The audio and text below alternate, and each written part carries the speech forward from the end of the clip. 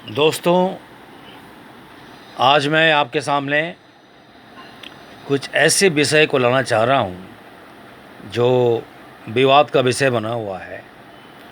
और वो विषय है रफ़ी साहब और किशोर दा। दोनों में सबसे अधिक महान संगीत का जानकार गायक कौन था? कुछ लोग रफ़ी साहब को महान बताते हैं, कुछ लोग किशोर दा को। खासकर बंगाली लोग तो किशोर दा के लिए अपने जान प्राण तक निछावर करने पर तैयार रहते हैं। वो किशोर दा की शिकायत तनिक भी बर्दाश्त नहीं कर सकते। इधर रफ़ी साहब के भी कुछ ऐसे फैंस हैं जो उनके लिए मरने मारने पर उतारू हैं। तो ऐसा नहीं है कि केवल मुस्लिम लोग ही हिंदू ऐसा रफ़ी साहब के फ़ैन हैं।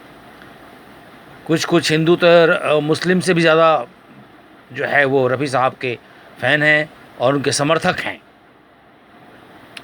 मैं आज रफ़ी साहब या किशोर दा दोनों को महान बनाने और कौन सबसे बड़ा गायक है ये सिद्ध करने की कोशिश करूंगा कि कैसे रफ़ी साहब किसी क्षेत्र विशेष में आगे थे और कैसे किशोर दा कुछ ऐसे क्षेत्र थे जहां उनको कोई पकड़ नहीं सकता था।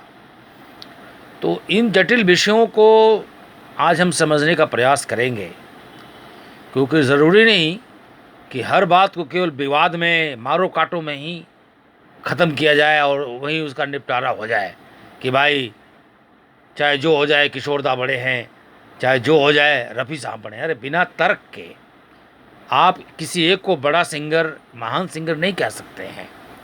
आप तर्क दीजिए, उसके पक्ष में अपना वो दावा पेश कीजिए, पॉइंट्स दीजिए, फिर समझा जाएगा कौन बड़ा है कौन छोटा है। मैं गायक हूँ, ठीक है, मैं गाता हूँ, मैं हर मूड के गाना गाता हूँ। इन कोई ज़रूरी नहीं कि मैं हर गायक का गाना गा लूँगा। और संगीतकार भी इतने कोई बेवकूफ़ नहीं थे कि सभी गाना केवल एक गायक से गवाए जा रहे हैं।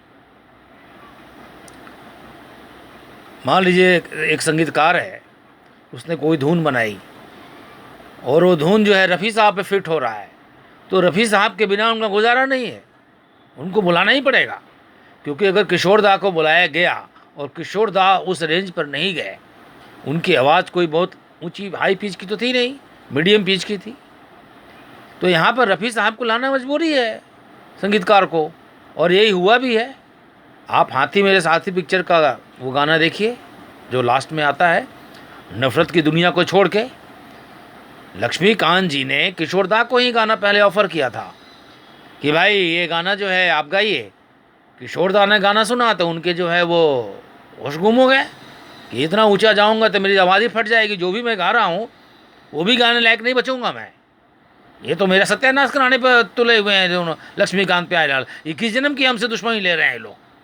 उन्होंने कहा भैया आप चुपचाप रफ़ी साहब को बुलाएं और इस गीत को जो है जो इसकी जो ज़रूरत है उसको पूरी करवाएं।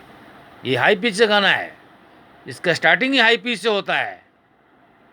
यहाँ तो मैं क्या, मेरा बाप भी नहीं जा सकता इस हाई पिच पे। आप लोग क्या मजाक बनाए हुए हैं इस गाने को? या तो गाना बनाते नहीं, या बनाए हैं तो भाई मेरे लेवल का बनाते हैं। किशोर दा बहुत बिगड़ गए वहाँ पे। तो किशोर दा और कहते हुए निकल गए, वो तो मूडी आदमी थे, उन्होंने लुंगी पहन रखी थी, वो लुंगी झाड़ा वो निकले भैया, ये सब कुर्ता पजामा और जो है वो निकल गए कि भैया हम गाड़ी स्टार्ट की, निकल गए कि भाई ये गाना क्यों मेरे को मेरा मेरा जो ये मजाक उड़ाने के लिए उन्होंने गाना बुलाया कि मैं इतना खींच सकता हूँ ऊपर। वो गाना ही ऐसा नफरत की, अब यहीं से शुरू होता है वो। अब इस रेंज को रफ़ी साहब ही गा सकते हैं, किशोर दा, मन्ना डे और कोई भी गायक हो ये संभालने वाला नहीं है इस सुर को। और ये गाना जब शुरू होता है ये हाई पिच पे ही चला जाता है, हमेशा हाई पिच को मेंटेन करके ही ख़त्म हो जाता है, ये कभी लो पिच पे नहीं आता है। एक बार जो ये हाई पिच पे शुरू हुआ तो हाई पिच को ही मेंटेन किए हुए है इस गाने, आप देखेंगे। तो इसलिए मैं बता रहा हूँ कि अच्छा, किशोर दा की खासियत ये है कि वो अपने रेंज के गाने को इतना अच्छा गाते थे कि कोई उसको गा नहीं सकता था। अब गाना लीजिए वो शाम, इसमें जो दर्द डाला है उन्होंने, वो जो रेंज उन्होंने संभाला है, फिल डाली है, चाहे खिज़ा के फूल पे आती बहार नहीं, ये सब जो गाने, या आप जीवन से भरी तेरी आंखें, ये गाने सिर्फ किशोर दा ही गा सकते हैं। इनको ना मुकेश जी गा सकते हैं ना रफ़ी साहब गा सकते हैं। तो ये पार्ट 1 में मैं ये अभी डालने की कोशिश कर रहा हूँ। मेरा इस पर पार्ट 1, पार्ट 2, पार्ट 3 आता रहेगा और लंबी चर्चा चलेगी।